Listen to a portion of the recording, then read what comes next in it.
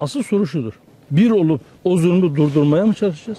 Yoksa bekleyip sıranın bize gelmesini bekleyeceğiz.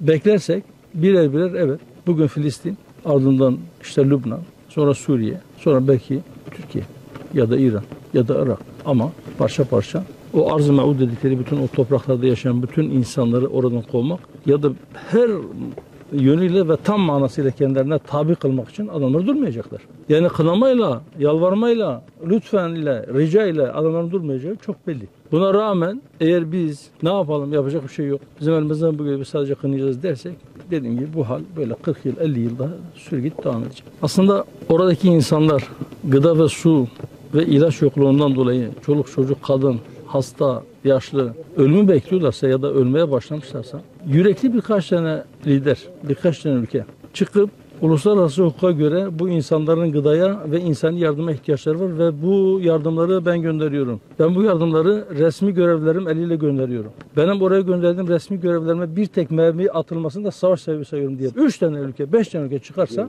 çünkü o vahşiler aynı zamanda dünyanın en korkak milletidir. Karşılarında eli silah tutan, eli sopa tutan ya da gerçekten onlara zarar verilebileceğini düşündükleri birilerini gördüklerinde onlar savaşamazlar. Onlar savaşmaya asla cesaret edemezler. Sadece bu ki zaten aslında hani o insani yardım götürme ya da ihtiyaç halindeki bu insanlara yardım için bir mekanizma aslında güç kullanmak ya da güç kullanma tehdidi. Ben öyle inanıyorum ki güç kullanma tehdidi bile yani güç kullanmaya gerek kalmadan güç kullanma tehdidi bile o vahşileri durdurmaya yetecektir. Fakat bırakın onu biz boykotu bile doğru düz beceremedik yani.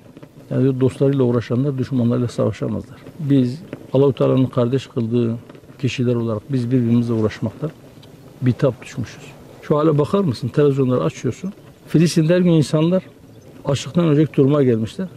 Yiyecek bir şey bulamıyorlar. Yiyecek bir şeyler arıyorlar. Her gün tepelerine bombalar iniyor. Çadırlarda cayır cayır yanıyorlar. Ama televizyonları açıyorsunuz. Kim CHP'nin genel başkanı olacak? Başka bir aday çıkacak mı? Yok işte falanca belediyenin bütçesinden şu kadar para çalındı mı çalınmadı mı? Bunun delili nedir? Bir ülke yok oldu. Allah göstermesin bir daha. 6 Şubat depremlerinde 50 bin üzerinde can kaybı yaşandı. Ve 11-12 vilayette. Gazze şeridi gibi daracık bir yerde. Belki o depremin vurduğu illerden bir tanesini veya 2 tanesinin nüfusu kadar bir nüfusun yaşadığı yerde 50 bin üzerinde şehit var. 100 bin üzerinde yaralı ve bunların önemli bir kısmı da uzuv kaybıyla sonuçlanmış. Gözünü kaybetmiş, kolunu bacağını kaybetmiş. Ve kalanlar da oradan zorla çıkarılma gibi bir tehlikeyle ya da orada açlıktan ölümle karşı karşıya burun burun. Ama gündem bile olamıyorlar artık. Yani artık bir eskiden işte şehit sayısı şu kadar yükseldi, bu kadar yükseldi diye hemen her gün bir haber vardı. Şimdi istatistik bile sayılmıyor. Şimdi o sayılar bile verilmiyor. Bu ne kadar kötü bir durumda olduğumuzun bir delilidir aslında.